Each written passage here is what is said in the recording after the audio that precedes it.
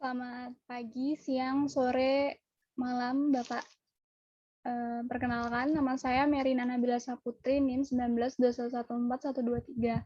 Pada kesempatan kali ini, saya akan membahas mengenai perkembangan perekonomian Indonesia.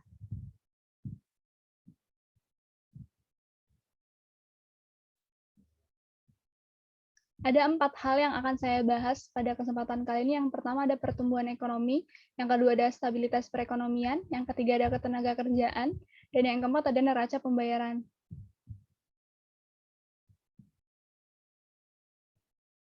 Yang pertama, pertumbuhan ekonomi Indonesia. Pertumbuhan ekonomi merupakan peningkatan nilai serta jumlah produksi barang dan jasa yang dihitung suatu negara dalam suatu kurun waktu tertentu berdasarkan kepada beberapa indikator. Misalnya saja naiknya pendapatan nasional, pendapatan per kapita, jumlah kerja yang lebih besar dari jumlah pengangguran, serta berkurangnya tingkat kemiskinan. Pertumbuhan ekonomi juga dapat diartikan sebagai proses perubahan yang secara berkesinambungan menuju kondisi yang lebih baik dalam kondisi perekonomian suatu negara. Ekonomi suatu negara sendiri dapat dikatakan bertumbuh jika kegiatan ekonomi masyarakatnya berdampak langsung kepada kenaikan produksi barang dan jasa.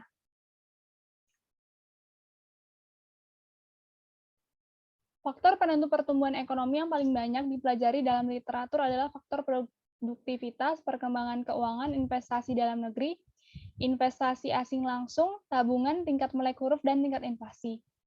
5 ukuran atau indikator pertumbuhan ekonomi. Yang pertama ada persentase pertumbuhan total, PDB atau GDP, kedua persentase pertumbuhan komponen PDB atau GDP sisi produksi atau lapangan usaha, ketiga persentase pertumbuhan komponen PDB atau GDP sisi pengeluaran, yang keempat nilai pendapatan per kapita, yang kelima proporsi kontribusi pertumbuhan ekonomi spasial.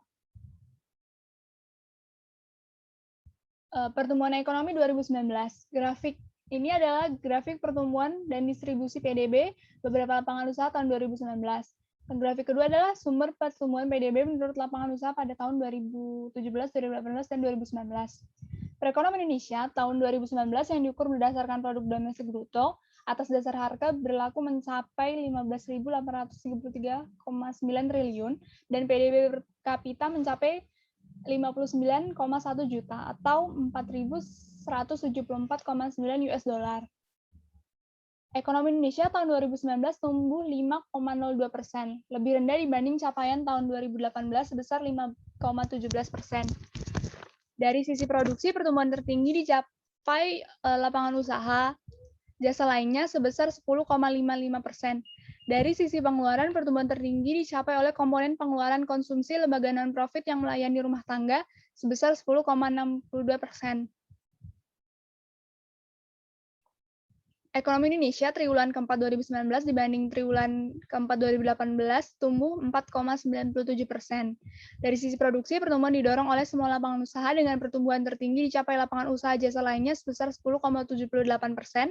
Dari sisi pengeluaran, pertumbuhan tertinggi dicapai oleh komponen pengeluaran konsumsi rumah tangga sebesar 4,97%.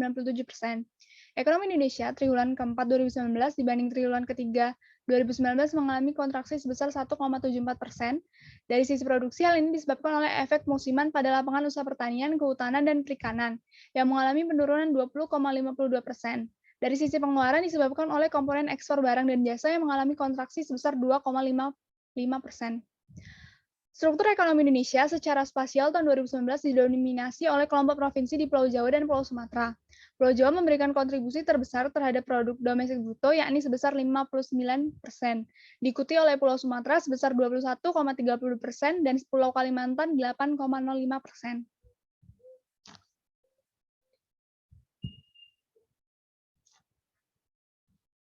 Selanjutnya itu pertumbuhan ekonomi pada tahun 2020. Gambar 1 itu merupakan pertumbuhan PDB beberapa lapangan usaha pada tahun 2020.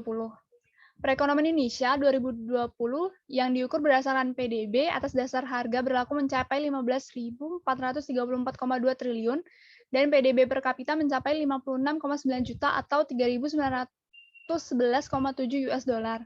Ekonomi Indonesia tahun 2020 mengalami kontraksi pertumbuhan sebesar 2,07% dibandingkan tahun 2019. Dari sisi produksi, kontraksi pertumbuhan terdalam terjadi pada lapangan usaha transportasi dan pergudangan sebesar 15,04%. Sementara itu dari sisi pengeluaran hampir semua komponen terkontraksi.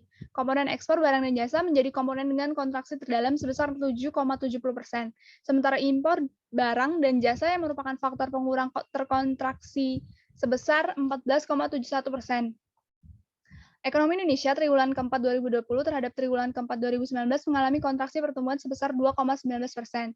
Dari sisi produksi, lapangan usaha, transportasi, dan pergudangan mengalami kontraksi pertumbuhan terdalam sebesar 13,42%. Dari sisi pengeluaran, komponen ekspor barang jasa mengalami kontraksi pertumbuhan terdalam sebesar 7,21%. Sementara impor barang dan jasa yang merupakan faktor pengurang terkontraksi sebesar 13,52%.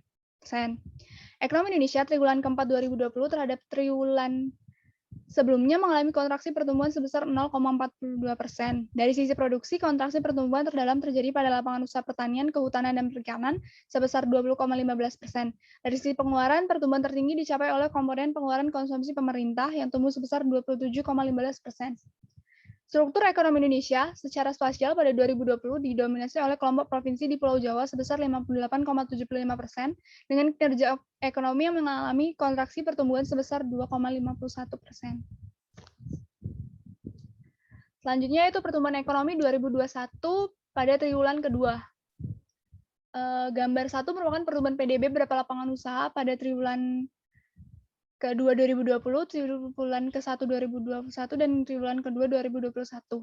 Perekonomian Indonesia berdasarkan besaran produk domestik bruto atas dasar harga berlaku triwulan 2 2021 mencapai 4.175,8 triliun dan atas dasar harga konstan mencapai 2.772,8 triliun. Ekonomi Indonesia triwulan 2 2021 terhadap triwulan sebelumnya mengalami pertumbuhan sebesar 3,31%. Dari sisi produksi, lapangan usaha pertanian, kehutanan, dan perikanan mengalami pertumbuhan tertinggi sebesar 12,93%. Sementara dari sisi pengeluaran, komponen pengeluaran konsumsi pemerintah mengalami pertumbuhan tertinggi sebesar 29,7%. Ekonomi Indonesia triwulan kedua 2021 terhadap triwulan 2 2020 mengalami pertumbuhan sebesar 7,07%. Dari sisi produksi, lapangan usaha, transportasi, dan pergudangan mengalami pertumbuhan tertinggi sebesar 25,10%. Dari sisi pengeluaran, komponen ekspor barang dan jasa mengalami pertumbuhan tertinggi sebesar 31,78%. Ekonomi Indonesia semester 1 2021 terhadap semester 1 2020 mengalami pertumbuhan sebesar 3,10%. Dari sisi produksi, pertumbuhan terbesar terjadi pada lapangan usaha informasi dan komunikasi sebesar 7,78%. Sementara dari sisi pengeluaran, semua komponen tumbuh. Pertumbuhan tertinggi terjadi pada komponen ekspor barang dan jasa sebesar 18,51%. Pertumbuhan triwulan 2 2021 terjadi di semua kelompok pulau. Hal ini terutama terlihat pada kelompok provinsi di Pulau Jawa dengan kontribusi sebesar 57,92% dan pertumbuhan sebesar 7,88%. Untuk meningkatkan pertumbuhan ekonomi, perlu menjaga stabilitas perekonomian. Oleh karena itu, saya akan membahas selanjutnya yaitu stabilitas perekonomian. Stabilitas ekonomi merupakan prasyarat dasar untuk tercapainya peningkatan kesejahteraan masyarakat melalui pertumbuhan yang tinggi dan peningkatan kualitas pertumbuhan, serta merupakan faktor fundamental untuk menjamin pertumbuhan ekonomi yang berkelanjutan atau sustainable economic growth. Upaya untuk menjaga stabilitas ekonomi dilakukan melalui langkah-langkah mengendalikan laju inflasi, stabilitas nilai tukar, serta tingkat bunga yang rendah. Pertumbuhan ekonomi membutuhkan stabilitas makroekonomi. Ketidakstabilitas makroekonomi domestik kurang dapat diprediksi, dan ini menjadi perhatian karena ketidakpastian menghambat keputusan alokasi sumber daya, investasi, dan pertumbuhan. Indeks dan faktor ketidakstabilan makroekonomi yakni tingkat inflasi, tingkat pengangguran, defisit perdagangan, defisit anggaran, indeks inflasi, dan nilai tukar nominal. Konsep stabilitas makroekonomi melibatkan stabilitas harga, kebijakan fiskal, dan kerja ekonomi real yang baik, utang publik yang harus dibayar oleh pemerintah, dan neraca sektor swasta serta publik. Terdapat 3 hambatan yang dapat memperlambat pertumbuhan dan stabilitas ekonomi, yakni neraca perdagangan yang rentan, infrastruktur industri yang belum mumpuni, dan rendahnya neraca jasa. Neraca perdagangan Indonesia masih rendah karena terlalu mengandalkan ekspor barang mentah. Infrastruktur industrialisasi di Indonesia masih minim, dapat mempengaruhi sektor pengolahan. Pada sektor industri, harus melakukan impor barang modal. Neraca jasa di bidang transportasi masih rendah. sehingga melakukan kegiatan ekspor dan impor itu menggunakan jasa transportasi milik asing yang menimbulkan defisit transaksi berjalan. Pandemi COVID-19 sangat mempengaruhi perekonomian Indonesia, yakni pertumbuhan ekonomi yang melambat. Perlambatan ekonomi membuat daya serap tenaga kerja akan berkurang, sehingga memunculkan banyaknya pengangguran dan meningkatkannya kemiskinan. Menjaga stabilitas perekonomian perlu dilakukan untuk meningkatkan pertumbuhan ekonomi. Kebijakan pemerintah yang dapat menjaga kestabilan perekonomian antara lain kebijakan fiskal yang berhubungan dengan pajak, kebijakan moneter yang berhubungan dengan suku bunga dan uang yang beredar, dan kebijakan makroprudensial yang berhubungan dengan sistem keuangan.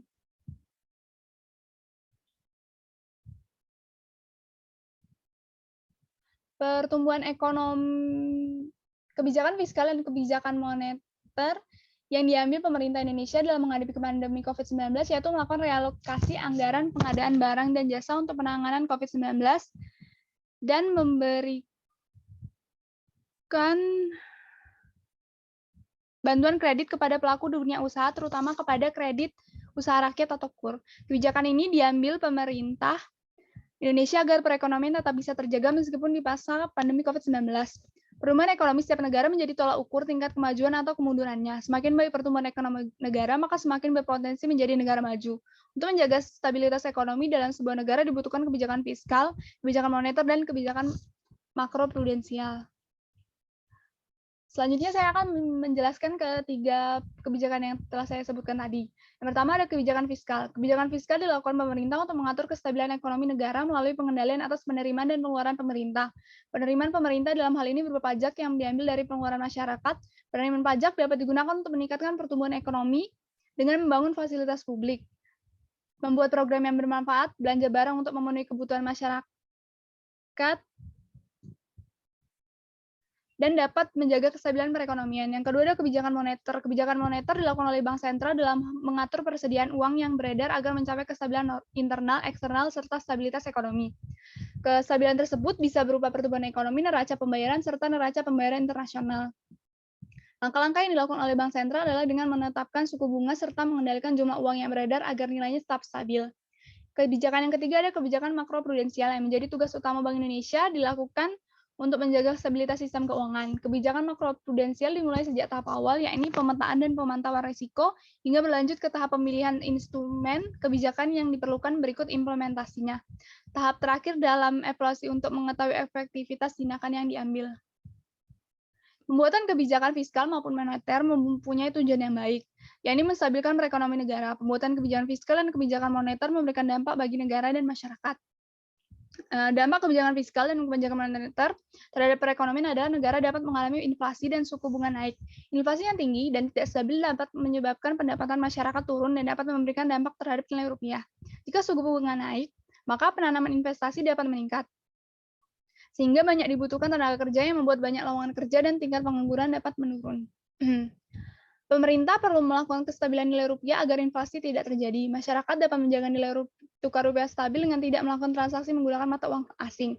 Kestabilan nilai rupiah mengandung dua aspek, yaitu kestabilan nilai mata uang rupiah terhadap barang dan jasa yang tercermin pada laju inflasi, dan kestabilan nilai mata uang rupiah terhadap mata uang negara lain yang tercermin pada perkembangan nilai tukar. Stabilitas nilai uang dibuat dan dilaksanakan oleh Bank Indonesia sebagai bank sentral. Indikator untuk mengetahui kondisi ekonomi di suatu negara dalam suatu periode tertentu itu dapat dilihat melalui produk domestik bruto atau pendapatan nasional. PDB berguna untuk mengetahui pertumbuhan ekonomi per kapita penduduk suatu negara. PDB merupakan salah satu indikator sumber pendapatan negara untuk melakukan berbagai program pemerintah seperti membangun infrastruktur dan melakukan pembangunan daerah yang meningkatkan perekonomian. Untuk meningkatkan pendapatan nasional di masa pandemi COVID-19, pemerintah Indonesia juga melakukan perdagangan internasional di bidang ekspor dan impor. Terdapat 4 sektor ekspor yang dapat meningkatkan ekonomi Indonesia. Sektor ekspor Indonesia antara lain sektor industri, sektor pertambangan, sektor pertanian, dan sektor lainnya.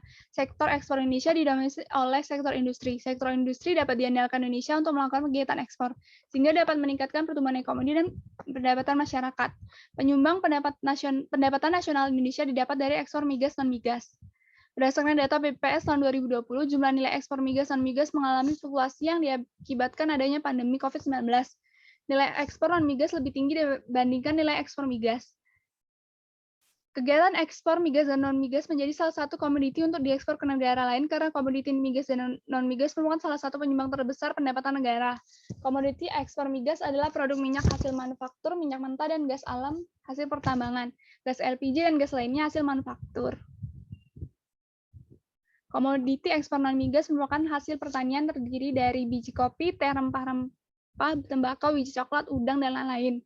Hasil manufaktur seperti tekstil, produk kayu olahan, minyak sawit, bahan kimia, produk logam dasar, peralatan listrik, alat ukur, optik, semen, kertas, karet olahan, dan lain-lain. Dan hasil pertambangan seperti biji tembaga, biji nikel, batu bara, bauksit, dan lain-lain. Yang ketiga, saya akan membahas mengenai ketenaga kerjaan. Ketenaga kerjaan merupakan segala hal yang berhubungan dengan tenaga kerja pada waktu sebelum, selama, dan sesudah masa kerja.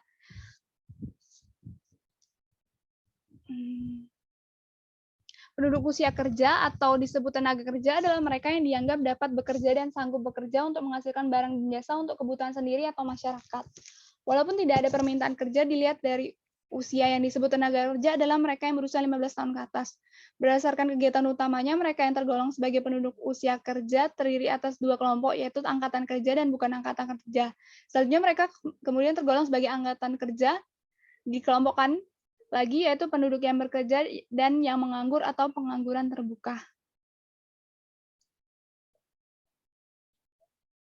Yang tergolong sebagai pengangguran terbuka adalah mereka yang tidak punya pekerjaan dan mencari pekerjaan, mereka yang tidak punya pekerjaan dan mempersiapkan usaha, mereka yang tidak punya pekerjaan dan tidak mencari pekerjaan karena mereka tidak mungkin mendapatkan pekerjaan, mereka yang sudah punya pekerjaan tetapi belum mulai bekerja. Ini adalah data struktur penduduk ketenagakerjaan atau struktur penduduk usia kerja di Indonesia pada Agustus 2019.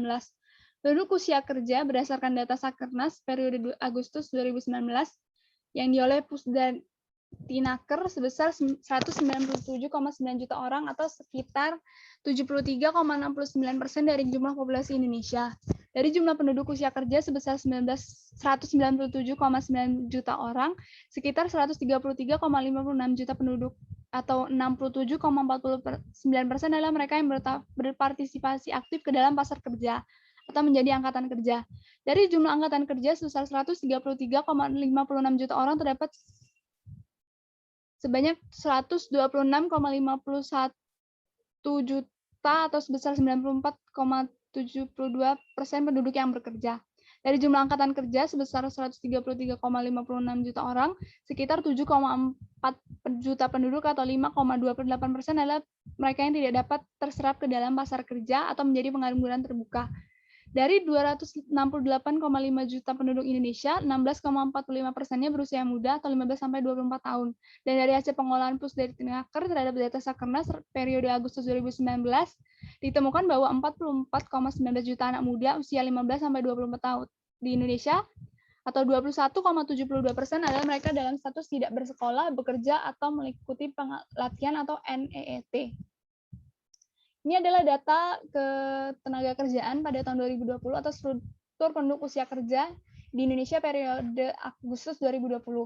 Penduduk usia kerja berdasarkan data Sakernas pada Agustus 2020 yang diolah Pusdatinaker sebesar 203,97 juta orang atau sekitar 75,49% dari jumlah populasi di Indonesia.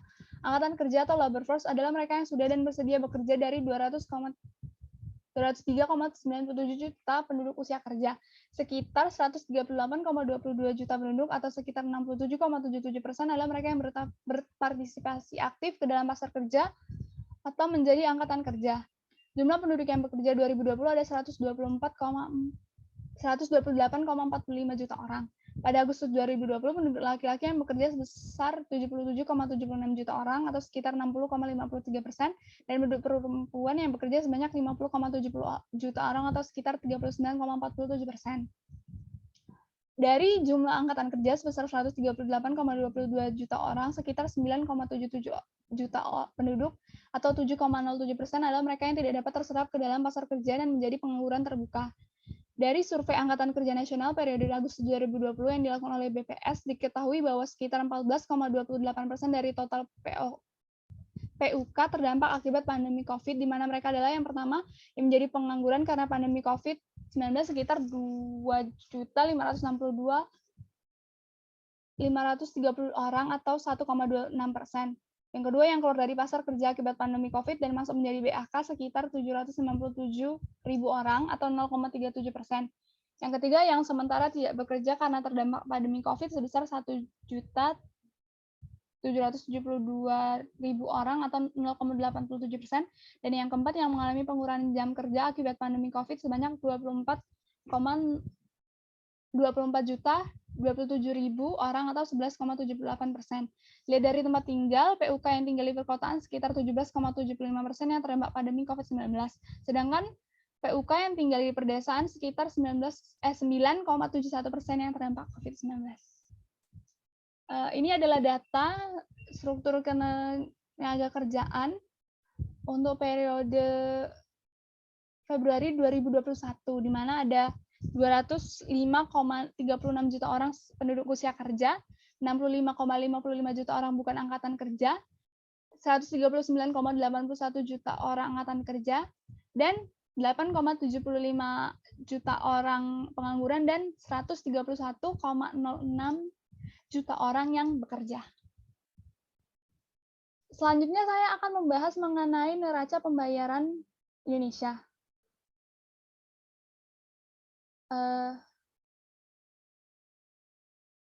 Neraca pembayaran atau balance of payment suatu negara adalah catatan yang sistematis tentang transaksi internasional antara penduduk negara itu dengan penduduk negara lain dalam jangka waktu tertentu. Neraca pembayaran merupakan pencatatan atas transaksi ekonomi yang terjadi antara penduduk dengan bukan penduduk Indonesia pada suatu periode tertentu. Neraca pembayaran internasional memiliki peranan penting sebagai indikator fundamental perekonomian suatu negara. Hal ini karena neraca pembayaran berkaitan dengan kemampuan suatu negara dalam menyerap devisa dan pembayaran luar negeri. Transaksi ekonomi yang tercakup dalam neraca pembayaran Indonesia terbagi menjadi dua kelompok, yaitu transaksi berjalan yang terdiri dari ekspor dan impor barang dan jasa, pendapatan dan transfer berjalan. Yang kedua transaksi modal dan finansial yang terdiri dari modal dan finansial.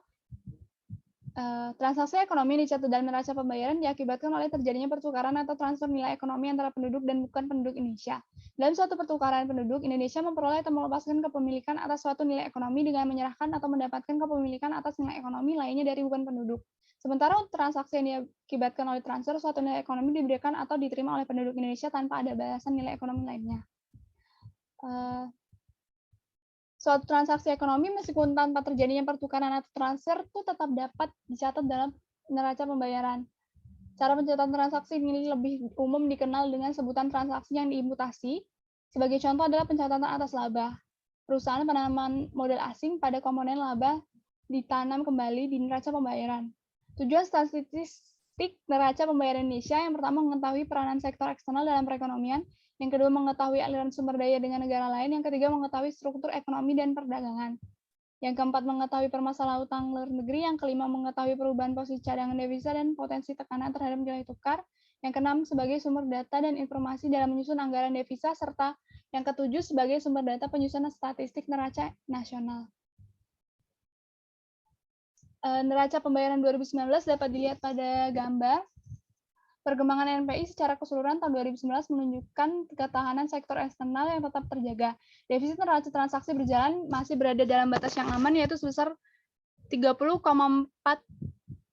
miliar US dollar atau 2,72% dari PDB, menyusut dibandingkan dengan defisit pada tahun sebelumnya sebesar 2,94% dari PDB. Perbaikan defisit transaksi berjalan tersebut terutama ditopang oleh neraca perdagangan barang yang mencatat surplus setelah pada tahun 2018 mengalami defisit. Kondisi tersebut antara lain didukung oleh impor yang menurun lebih dalam dibandingkan penurunan ekspor. Sering melambatnya permintaan dan sebagai dampak bauran kebijakan pemerintahan dan otoritas terkait, kebijakan pemerintah seperti program biodiesel dan mewajibkan kontraktor-kontrak kerjasama untuk menjual minyak mentah di dalam negeri turut berkontribusi pada penurunan impor migas, terutama impor minyak mentah dan produk minyak. Selain itu, di tengah ketidakpastian di pasar keuangan global yang tinggi, transaksi modal dan finansial mencatat surplus yang cukup signifikan sebesar 36,4 miliar US dollar, terutama ditopang aliran masuk modal berjangka panjang. Dengan kondisi tersebut, NPI tahun 2019 mencatat surplus sebesar 4,7 miliar US dollar dan cadangan devisa meningkat 120,7 miliar US dollar pada akhir 2018 menjadi 129,2 miliar US dollar pada akhir 2019. Selanjutnya neraca pembayaran 2020 dapat dilihat pada grafik kedua. Perkembangan NPI secara keseluruhan tahun 2020 menunjukkan ketahanan sektor eksternal yang tetap terjaga. NPI tahun 2020 mencatat surplus sebesar 2,6 miliar US dollar dan cadangan devisa meningkat dari 129,2 miliar US dollar pada akhir 2019 menjadi 135,9 miliar US dollar pada akhir 2020. Defisit neraca transaksi berjalan mencatat sebesar 4,7 miliar US dollar atau 0,4% dari PDB, menurun signifikan dibandingkan dengan defisit pada tahun sebelumnya sebesar 30,3 miliar US dollar atau 2,7% dari PDB. Penurunan defisit neraca transaksi berjalan tersebut terutama ditopang oleh neraca perdagangan barang yang mencatat kenaikan surplus yang signifikan dari 3,5 miliar US dollar pada tahun 2019 menjadi 28,2 miliar US dollar. Peningkatan surplus ini sejalan dengan melemahnya permintaan domestik dan penurunan ekspor di tengah kenaikan harga komoditas ekspor. Kebijakan pemerintah untuk menerapkan pembatasan mobilitas termasuk pembatasan sosial berskala besar atau PSBB di beberapa daerah sebagai langkah pencegahan semakin meluasnya COVID menyebabkan penurunan aktivitas ekonomi masyarakat secara signifikan. Sehingga terdampak pada penurunan tajam impor barang. Selain itu, di tengah menurunnya defisit neraca pendapatan primer yang dipengaruhi oleh penurunan kinerja korporasi dan berkurangnya aliran masuk modal asing turut menyumbang pada penurunan defisit neraca transaksi berjalan 2020. Selain itu, di tengah ketidakpastian di pasar keuangan global, transaksi modal dan finansial masih mencatat surplus sebesar 7,9 miliar US dollar, terutama ditopang aliran masuk modal berjangka panjang dalam bentuk investasi langsung. Ini adalah neraca pembayaran pada 2021 pada triwulan kedua. Secara keseluruhan, NPI mengalami defisit tipis sebesar 0,4 miliar US dollar pada triwulan kedua 2021. Sejalan dengan meningkatnya defisit neraca TB yang belum dapat dikompensasi oleh surplus neraca TMF. Dengan perkembangan NPI tersebut, posisi cadangan devisa pada akhir triwulan kedua 2021 cukup stabil sebesar 137,1 miliar US dollar, cukup untuk membiayai kebutuhan pembayaran impor dan utang luar negeri pemerintah selama 8,8 bulan serta berada di atas standar kecukupan internasional.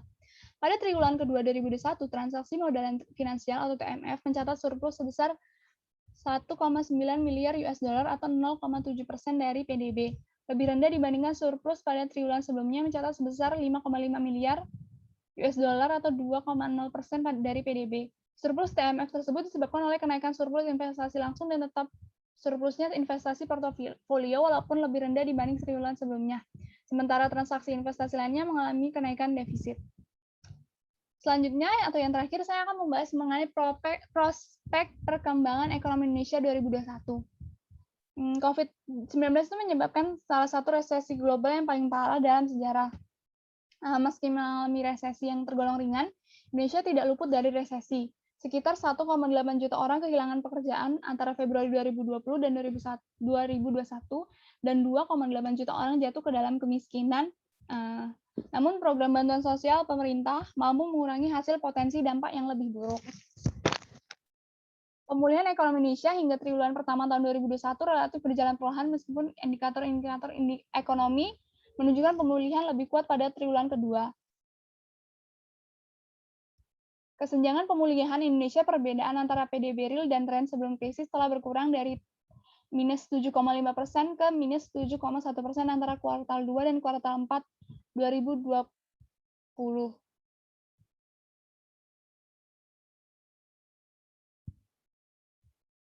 Perekonomian Indonesia diproyeksikan pulih sebesar 4,4% pada tahun 2021 didukung oleh permintaan domestik yang membaik secara perlahan dan dampak positif dari ekonomi global yang lebih kuat. Pertumbuhan dapat meningkat menjadi 5,0% pada tahun 2020 didorong oleh berkurangnya ketidakpastian dan asumsi bahwa program vaksinasi telah mencapai cakupan penduduk yang lebih besar pada kuartal keempat tahun 2021. Namun ketidakpastian tetap sangat tinggi dan risiko pertumbuhan menunjukkan kecenderungan penurunan pertumbuhan. Ini daftar pustaka yang saya gunakan. Sekian presentasi dari saya mengenai perkembangan perekonomian Indonesia. Atas perhatiannya saya ucapkan terima kasih.